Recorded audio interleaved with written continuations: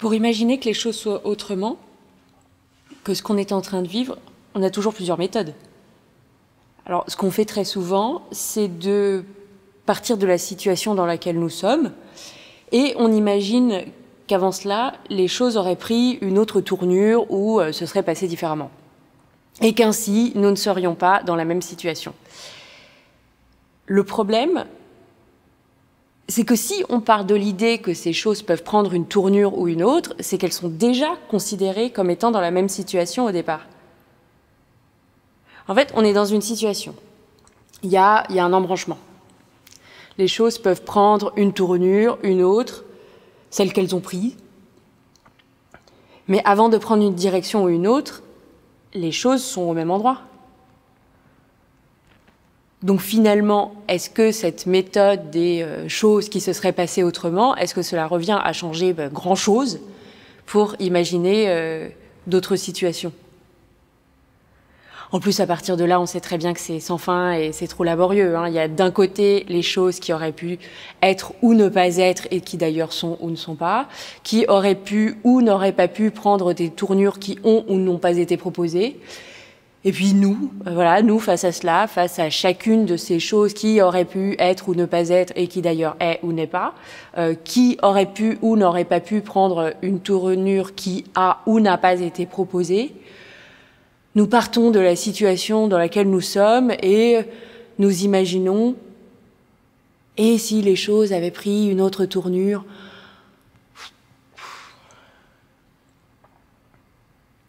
Non, ce qui serait possible, ce serait d'imaginer la situation dans laquelle nous sommes, dans laquelle nous étions et dans laquelle nous serons, mais avec juste un détail qui change, une chose. Alors que cette chose, elle soit différente sur toute la durée, non pas qu'à un moment les choses auraient tourné différemment comme on en parlait précédemment. Juste un détail qui finalement aurait toute son importance. Je ne sais pas, par exemple, que les poissons aussi marchent, que le jaune n'existe pas dans la nature, que le pain se mange cru, qu'on appelle un couteau une cuillère une fourchette et une fourchette un couteau, ou que cela soit Cyrano qui ait écrit un Edmond. Alors, dit comme ça, on a l'impression d'être devant une liste de détails, mais si on retient l'un d'entre eux, on peut facilement imaginer un effet domino de tout ce que ça pourrait changer dans notre monde, dans notre quotidien, notre façon de vivre, dans ce qui serait possible.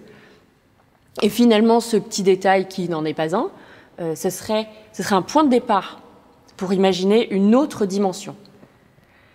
Alors, en général, pour cette réflexion, il faut prendre le terme dimension au sens large. On peut l'entendre comme le terme version de ce qui serait notre passé, notre futur ou notre présent. Elle peut aussi exister dans notre imaginaire, dans nos rêves, mais aussi dans des prédictions ou même des fictions, tout simplement.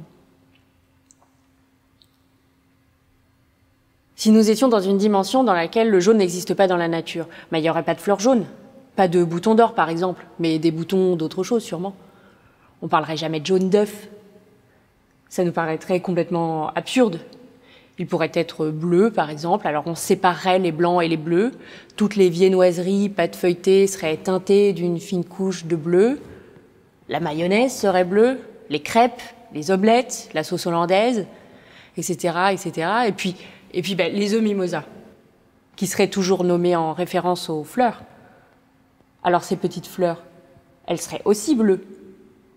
Et nous aurions de magnifiques floraisons bleues les hivers sur la Côte d'Azur. Voilà, c'est un petit extrait de ce que serait une dimension dans laquelle le jaune n'existerait pas dans la nature. Mais il faut réfléchir à tout ce que cela impliquerait et à ce qu'impliquerait ce qui a été impliqué. Et tout doit finalement fonctionner ensemble. C'est tout un système qu'on reconstruit avec ses logiques, ses lois, ses codes, son vocabulaire. Il faut que tout fonctionne ensemble. Sinon, ça ne marche pas. Sinon, on n'y croit pas.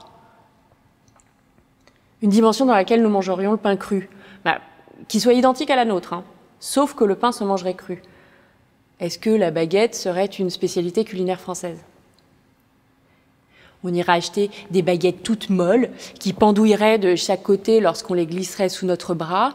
La phrase qu'on lance à notre boulanger, pas trop cuite s'il vous plaît, ben, ce sera en fait une blague assez lourde.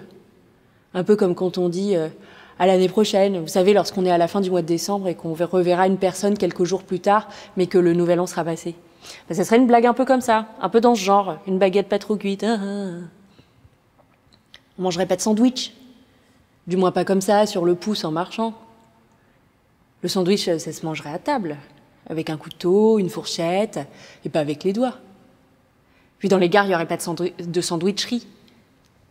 Quelle idée aussi de prendre un sandwich à manger dans le train. En fait, à partir du moment où j'ai choisi de changer un détail, manger le pain cru, j'ai cet enchaînement de tout ce qui serait possible et de tout ce qui ne le serait plus lorsque je mange le pain cru. Tout d'un coup, des situations deviennent possibles et évidentes, alors qu'elles nous paraissaient absurdes et insensées. Et finalement, expliciter ce détail, manger le pain cru comme loi, qui régit la construction de cette nouvelle dimension du pain cru, rend possible toutes ces implications. Le fait qu'il n'y ait pas de sandwicherie dans les gares, qu'il soit une très mauvaise idée de prendre un sandwich pour manger dans le train, que les baguettes pendouillent, que la phrase « pas trop cuite, s'il vous plaît » soit une blague vaseuse. Et l'information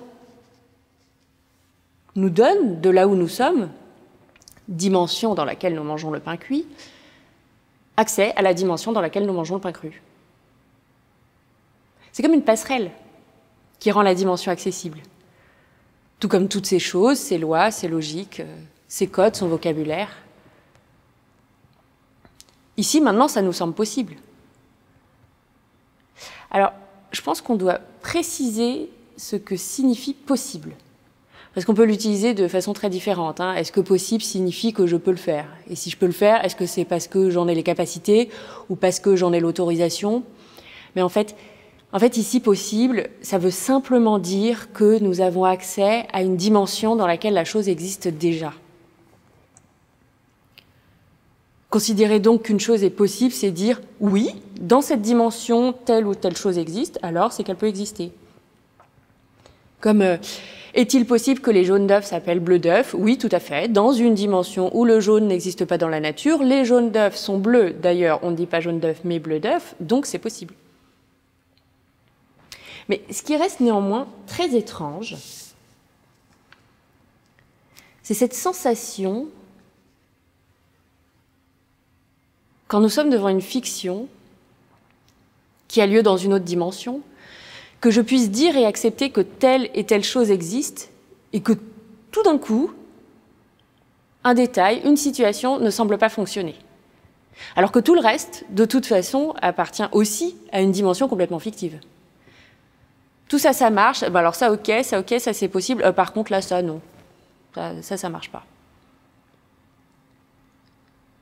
Donc, considérons une dernière dimension, dans laquelle on appelle un couteau une cuillère une fourchette et une fourchette un couteau.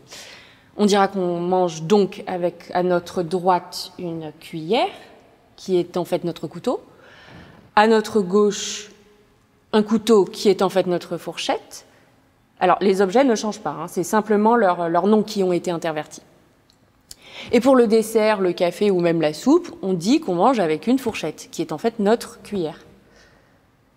Donc dans cette dimension, pour les grosses cuillères de service, les louches par exemple, on dira une fourche. Et pour les plus petites cuillères à usage individuel, café, même soupe, on dit une fourchette. C'est logique, ça va de soi, jusqu'ici ça va. Mais on est d'accord qu'ici, on ne parle que d'appellation. Si dans une fiction qui tiendrait lieu dans cette dimension, les gens essayaient de couper une pomme avec ce que nous appelons une cuillère, et non pas un couteau qui chez eux s'appelle cuillère. Ça n'aurait aucun sens. D'autant plus qu'eux l'appelleraient fourchette. Pour que cela marche, il faudrait qu'ils coupent avec ce que nous appelons couteau, bien que eux l'appelleraient cuillère, parce que si eux disent couteau, en fait, ça reviendrait à ce qu'ils essayent de couper avec leur fourchette, donc ça ne serait pas crédible. Que quelque part dans cette fiction qui tient lieu dans cette dimension où on appelle un couteau cuillère, une fourchette et une fourchette un couteau, les gens se mettent à mélanger les objets et leur utilité, ça ne fonctionnerait pas du tout. On n'y croirait pas. La passerelle qui nous permet d'entrer dans cette dimension, c'est bien celle de l'appellation, celle des noms. Et tout doit fonctionner ensemble. C'est tout un système qu'on reconstruit. Et c'est très dur de ne pas s'en mêler avec les raisonnements, les codes, le vocabulaire. Faut que tout cela fonctionne ensemble. Sinon, ça ne marche pas. Sinon, on n'y croit pas. Quand je dis croire, on n'y croit pas, on s'entend bien, c'est un croire un peu particulier. Imaginons que là, maintenant, qu'après m'avoir écouté, vous quittez la vidéo et vous allez lire un livre dans lequel on vous raconte que, soudainement, un humain rentre dans une boulangerie pleine de viennoiseries bleues et de baguettes qui pendouillent et qu'il demande un sandwich dans une baguette, pas trop cuite s'il vous plaît, qu'on le lui serve à table avec une cuillère et une fourchette et que là, il se met à menacer les autres clients avec sa cuillère. Ok, ça marche, on y croit. Ça fonctionne avec tout ce que je vous ai raconté depuis tout à l'heure. On y croit, ça marche, mais est-ce qu'on y croit vraiment? Est-ce qu'on y croit sérieusement? Vous n'allez pas prendre votre téléphone et appeler la police parce que précisément un individu dans la boulangerie à viennoiserie bleue menace les clients avec une cuillère. Et pourtant, c'est ce qui est écrit dans votre livre. Donc, on y croit, mais d'une certaine façon. On pourrait dire que c'est comme un accord tacite entre vous et l'auteur, vous qui faites semblant d'y croire sans y croire vraiment, mais acceptez tout de même de rentrer dans la narration, et l'écrivain ou l'écrivaine qui vous raconte une histoire en faisant semblant de vous dire quelque chose de vrai, mais tout en sachant que vous êtes au courant que ce n'est pas le cas. Alors, il arrive que ça ne soit pas clair. Et on voit d'ailleurs sur certaines diffusions télévisuelles ou même dans des films écrits au début, toute ressemblance avec des personnes existantes ou ayant existé est purement fortuite. Bon, là c'est explicite, les scénaristes veulent s'assurer que vous ne prendrez pas vraiment ce qu'ils vous racontent pour de la réalité et encore moins être accusés de s'inspirer du vécu de certaines personnes qui existent vraiment. Mais hormis ce cas précis,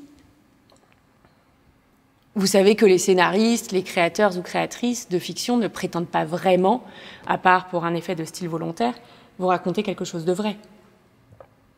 Ils n'ont pas besoin de commencer leur livre en disant « Note au lecteur, attention, ceci est une fiction.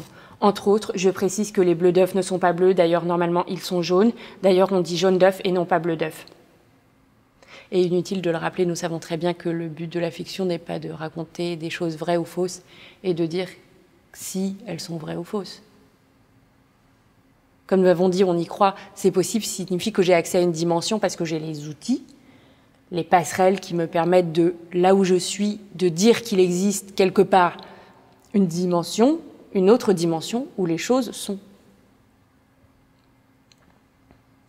Inversement, dire qu'une chose est impossible, ce serait dire que, quoi qu'il arrive, une chose ne pourra jamais nous être accessible. Comme assurer qu'il n'y a pas, quelque part, une autre dimension dans laquelle ces choses existent réellement et à laquelle nous pourrons accéder. Si je dis qu'il n'existe pas de dimension dans laquelle ce serait Cyrano qui aurait écrit un Edmond, alors je dis qu'il n'est pas, de là où je suis, de mon point de vue, en tout et pour tout, pas de dimension dans laquelle un individu nommé Cyrano aurait écrit un poème intitulé Edmond. Que les jaunes d'œufs soient des bleus d'œufs, que les couteaux s'appellent cuillère et que les baguettes pendouillent, ça d'accord, pas de problème. Mais pas que ce soit Cyrano qui ait écrit un Edmond. Il n'y a pas de passerelle entre cette dimension et la mienne. Alors la question qui nous restera, et nous nous quitterons là-dessus, c'est de savoir si les passerelles existent entre les autres dimensions que la mienne. Peut-être que la dimension qui mange le pain cru a un accès à celle dans laquelle les couteaux s'appellent cuillère, indépendamment de là où je suis moi. Et peut-être que si vous étiez dans une dimension où le jaune n'existe pas dans la nature, vous pourriez imaginer une autre dimension dans laquelle Cyrano aurait écrit un Edmond. Autrement dit, de là où on sépare les blancs et les bleus, où toutes les viennoiseries sont teintées d'une fine couche bleue, où nous assisterons à de magnifiques floraisons bleues les hivers sur la Côte d'Azur, et bien de cet endroit-là, vous pourriez dire que Cyrano ait écrit un Edmond, c'est possible.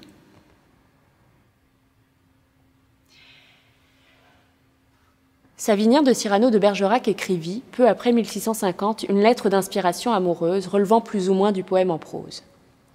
La lettre mettait en scène deux personnages imaginaires, un certain Edmond, qui est l'auteur fictif de la lettre, et une femme nommée Roxane, elle-même inspirée de deux femmes qui ont réellement existé. La propre cousine de Cyrano lui-même, Madeleine Robineau, et une certaine Madeleine de Scudéry, connue elle sous le nom de Roxane. 2 siècles plus tard, en 1868 à Marseille, dans une famille bourgeoise et commerçante, dite la famille Rostand, on attend la venue au monde d'un petit garçon. L'œuvre littéraire de Savinien de Cyrano de Bergerac étant tant appréciée des jeunes parents qu'ils décidèrent de prénommer leur fils Edmond en référence à la lettre de Cyrano. Ce sera le petit Edmond Rostand. Et comme si ce prénom était un cadeau du destin, le petit Edmond s'intéressa très vite à la littérature et remporta dès l'adolescence de nombreux prix. D'un caractère plutôt joueur, celui-ci décida, entre 1896 et 97, disons, en clin d'œil ou en pied de nez selon les dimensions, d'écrire une pièce dans laquelle il nommerait le personnage principal Cyrano de Bergerac, d'après l'auteur du personnage d'après qui il avait été lui-même nommé. Après cette histoire, il ne faudra pas attendre 2 siècles pour que naissent de nombreux Cyrano et Edmond, nommés d'après l'écrivain et le personnage et l'écrivain, et que ces Cyrano et ces Edmond écrivent à leur tour des Edmond et des Cyrano, en espérant que leur œuvre entre elle aussi dans la postérité, et qu'on nommerait d'après eux et leurs œuvres des enfants Edmond et Cyrano. Les bibliothèques croulent sous les Edmond et les Cyrano, et pas une année ne s'écoule sans qu'un prix littéraire revienne à un Cyrano ou à un Edmond. On dit d'ailleurs faire son Edmond ou son Cyrano, et c'est devenu le cheval d'arçon de tous les courageux et courageuses qui veulent s'essayer à une carrière littéraire. Après voilà, est-ce que dans cette dimension-là, en lisant un énième Edmond, on peut imaginer manger un sandwich dans son train, découlinant de mayonnaise bleue, en se disant qu'avec une cuillère, ça aurait quand même été plus simple, et se demander en même temps ce qui serait possible. Et ce que ça ferait si on changeait juste une chose, un détail.